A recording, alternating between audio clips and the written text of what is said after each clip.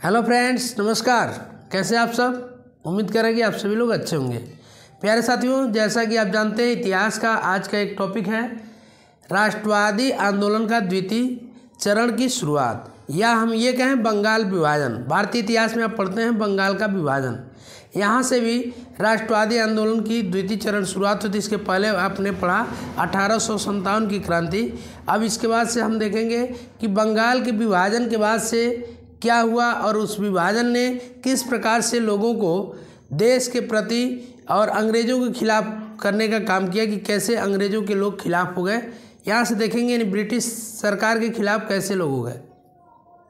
तो आप जानते हैं कि 1905 के पहले जो भारत था, वर्तमान का भारत नहीं, उस समय का जो भारत था उसमें बांग्लादेश भी था, पाकिस्तान भी था और ये भारत भी था।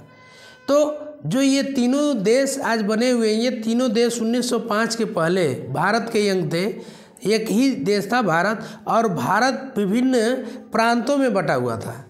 प्रांत की बात करें तो इसमें बंगाल एक प्रांत था, मद्रास एक प्रांत था, बॉम्बे एक प्रांत था, संयुक्त प्रांत एक प्रांत था, मध्य प्रांत पंजाब, असम, उत्तर पश्चिम सीमांत प्रांत। ये प्रांतों में प्रत्येक मतलब ये तीनों देशों को मिला करके ये प्रांतों में बांट दिया गया था।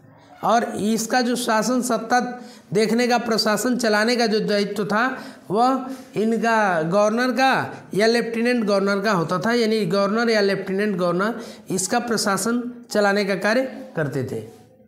1905 में लॉर्ड कर्जन वायसराय था तत्कालीन, और लॉर्ड कर्जन ने बंगाल को दो भागों में बांटने का निर्णय लिया और 1905 में बंगाल का विभाजन कर दिया। यानी बंगाल को दो हिस्सों में बांट दिया, पूर्वी बंगाल और पश्चिमी बंगाल।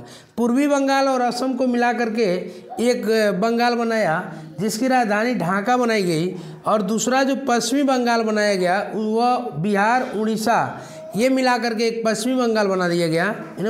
बिहार प्रांत और उड़ीसा, ये आज का बिहार है, उस समय क्षेत्र भी लंबा था, इसका मिला करके पश्चिम बंगाल बनाया गया और उसकी राजधानी बना दी गई कलकत्ता। किसकी? पश्चिम बंगाल की।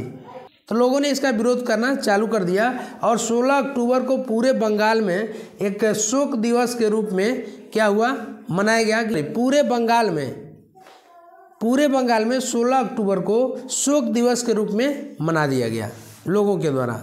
यह दुख का बात है, बंटवारा हो गया। इसी समय रविंद्रनाथ टैगोर ने एक बांग्ला में गीत लिखा, ठीक है, जिस गीत का नाम था अमार सुमार बंगला।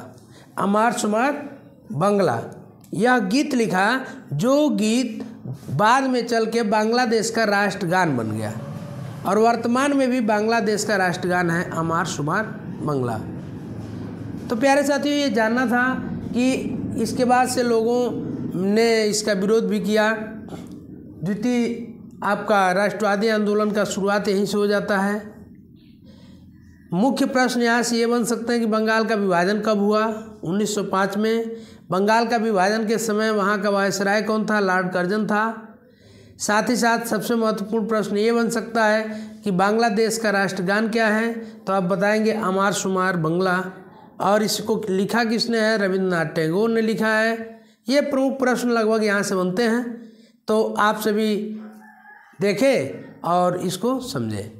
प्यारे साथियों, मिलते हैं नेक्स्ट वीडियो में। उससे पहले मैं आपसे कहूँगा कि यदि आप इस चैनल को अभी तक सब्सक्राइब नहीं किए हैं तो प्लीज़ चैनल को सब्सक्राइब कर लीजिए और बेल आइकन का बटन ज़रूर प्रेस कर दीजिएगा, ताकि प्रत्येक वीडियो का नोटिफिकेशन आप तक जाए और आप हमसे जुड़ सकें।